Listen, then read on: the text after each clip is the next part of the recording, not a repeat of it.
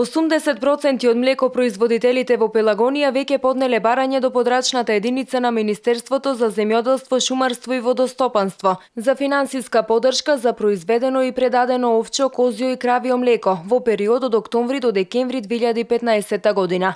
Со оглед на тоа што рокот истекува за неколку дена на 15 мај, од Агенцијата за финансиска поддршка во земјоделството и руралниот развој апелираат сите млекопроизводители да го запазат предвидениот рок.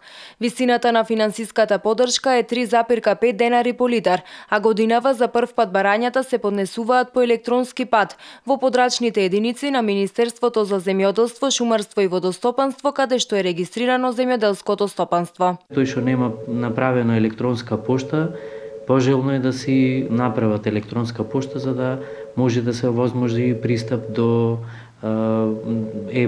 барањето. Исто така да си ја понесат со себе комплетната документација за предаденото млеко, значи оние кантарни белешки од млекарата каде што го предават, лична карта или друг идентификационен документ и трансакциона сметка каде што би требало да ги прими во која банка средствата. Исто така, на 15 мај 2016 година завршува и рокот за поднесување барања за директни плаќања за неселки внесени во капацитет на производство на јајца во период од октомври до декември 2015 година. Висината на поддршката изнесува 100 денари за купена и внесена неселка во одгледувалиште на кокошки неселки за производство на јајца. Барањата се поднесуваат во писарницата на Агенцијата за финансиска поддршка и руралниот развој, лично или по пошта.